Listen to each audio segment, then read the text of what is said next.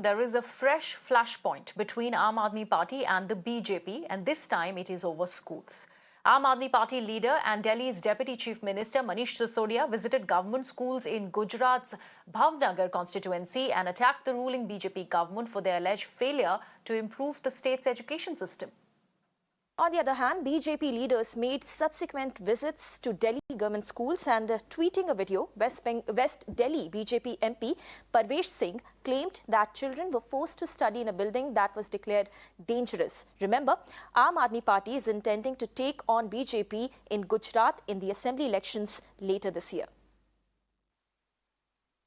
27 साल में भारतीय जनता पार्टी सारे गुजरात के सारे सरकारी स्कूलों को ऐसा नहीं कर पाई कि वहाँ कम से कम यार मकड़ी के जाले तो ना हो, कम से कम वहाँ पीने का पानी टॉयलेट की व्यवस्था तो हो जाए, कम से कम वहाँ बच्चा आए तो उसको ये तो ना लगे कि मुझे किसी कबाड़ खाने में पढ़ने जाना है, ऐसा तो ना लगे। कम से कम इतने तो सारे सरकारी स्कूलों को 27 साल में कर सकते थे और ये करना कोई रॉकेट साइंस नहीं है। आज जब मैं ये बात कह रहा हूँ तो बहुत जिम्मेदारी के साथ कह रहा हूँ। इससे बुरी हालत थी जैसे आज स्कूल में देख के आया हूँ, इससे बुरी हालत थी 2015 में दिल्ली के सरकारी स्कूलों की। लेकिन अगर 5 साल में एक गंभीर सरकार, केजरीवाल जी की सरकार, दिल्ली के सरकारी स्कूलों को बदल सकती है तो फिर यहाँ तो 27 साल हो गए भारतीय जनता पार्टी को। क्या भारतीय जनता पार्टी में ये विजन नहीं है या उनकी ये समझ नहीं है कि सरकारी स्कूलों को कैसे ठीक किया जाता है?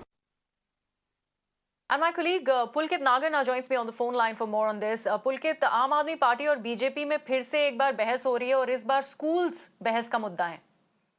देखिए, आपको याद होगा कि जब पंजाब में चुनाव थे तो उस वक्त भी पंजाब में चुनावी मुद्दे की शुरुआत स्कूल से हुई थी। प्रगट सिंह वहां के शिक्षा मंत्री थे और मनीष सिसोदिया ने खुली चुनौती दी थी उन्हें पंजाब के स्कूलों को लेकर। और ठीक वैसा ही अब गुजरात में चुनाव है क्योंकि नवंबर दिसंबर में, और आम आदमी पार्टी ने स्कूल का मुद्दा गुजरात के अंदर उठा दिया है।